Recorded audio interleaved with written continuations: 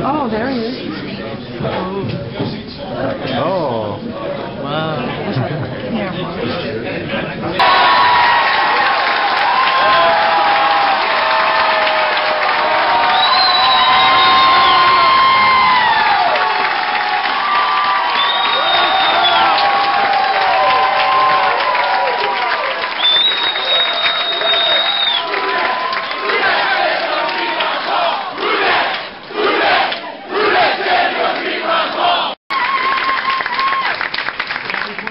Welcomes I've ever had.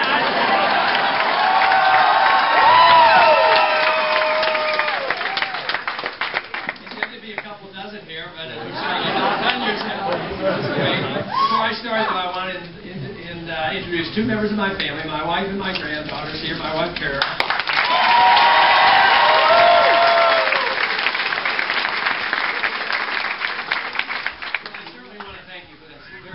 Welcome, because I see this in less than personal terms, because I see this as an endorsement of something very important, and that is our Constitution and our freedom that we have.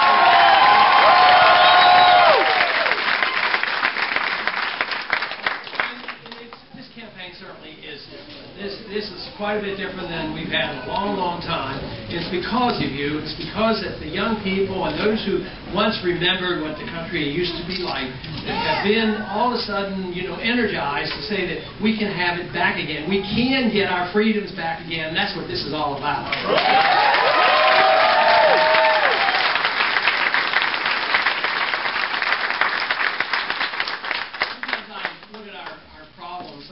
It would be looking at addiction. The first thing you have to do to get off this addiction is to admit the problem, and then people can wean off. And our country have been addicted. It's been addicted to easy money and easy credit and largesse and transfer of wealth and just doing all the things that we shouldn't have done and lived off borrowed time and borrowed money. And now, though, I think many Americans now have become aware that we're coming up short, that we've lived beyond our means, and that we cannot go on this way, and the young people realize it's a bad deal for them, and they want a better deal for the next coming year.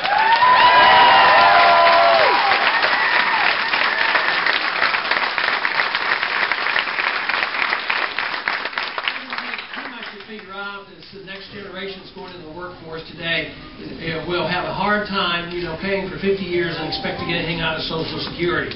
This is the reason that freedom gives us all an opportunity to take care of ourselves once again, to be able to have the incentives we need, but to keep the fruits of our labor. That's what is so important, rather than sending it off to government and getting all the rules and regulations and dictates back, telling us how to run our lives and how to run the economy. What we need is a lot less government. We don't need more government.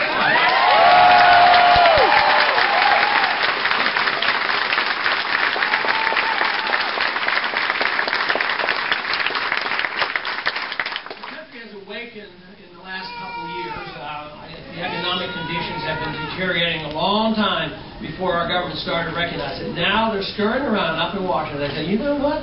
The middle class for years, how the middle class is being squeezed, how it's hard to pay the bills, the depreciation of the currency, and all the wasteful spending overseas. And now they're starting to say that we have to do something about it.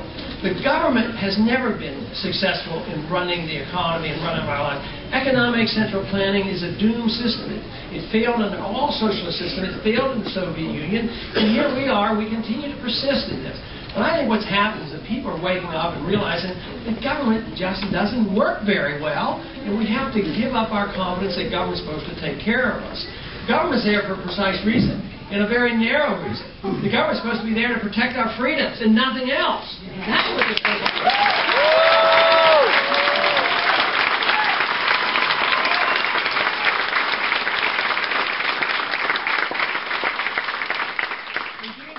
Government should be there, but it should be very limited. We could have a strong national defense, but that doesn't mean we have to have an empire around the world. We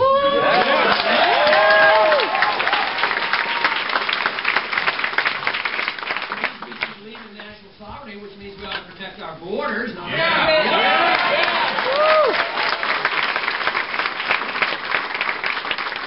It's not meant to run the economy, but it does mean that we ought to have a sound currency. We should.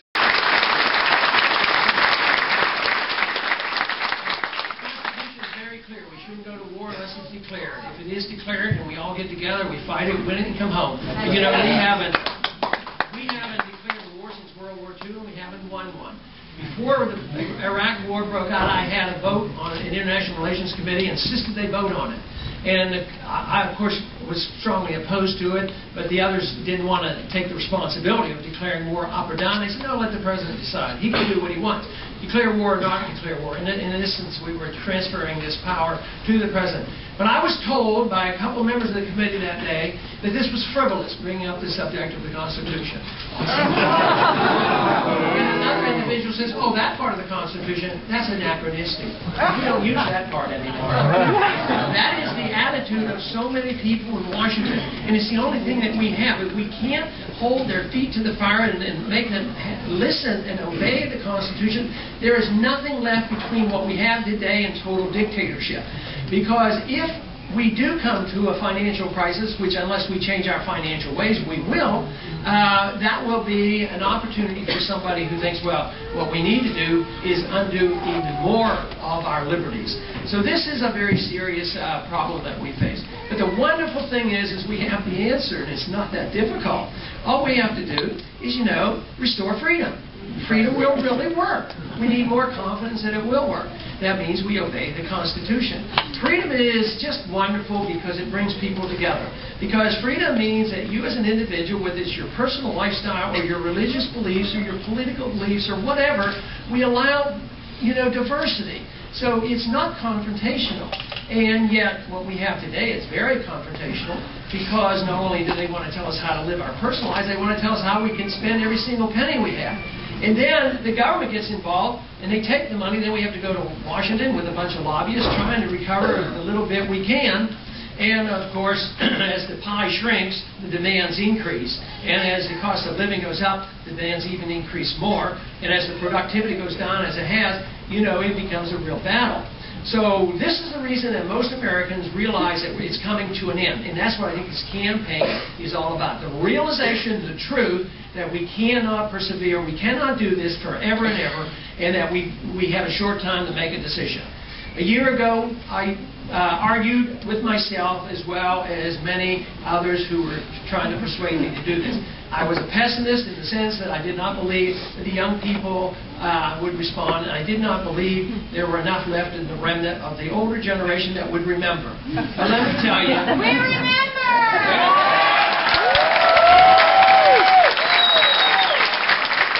That is my message. In the last year, my pessimism has disappeared because I have run into more and more people, and it's people like you who do care. I mean, 4 or 5 years ago, we probably couldn't have done this. I started in the 70s. Hardly anybody was talking about it.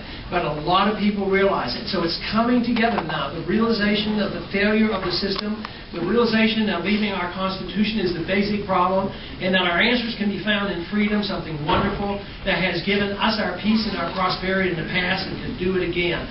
So this is a great message. Our traditions can lead us out of this. Other countries that have known nothing but dictatorships have a much tougher time because that's a different revolution. In a way, the revolution that we have now is a healthy revolution. It's a revitalization and an extension of the original revolution, and that is what is so wonderful about what we're doing today.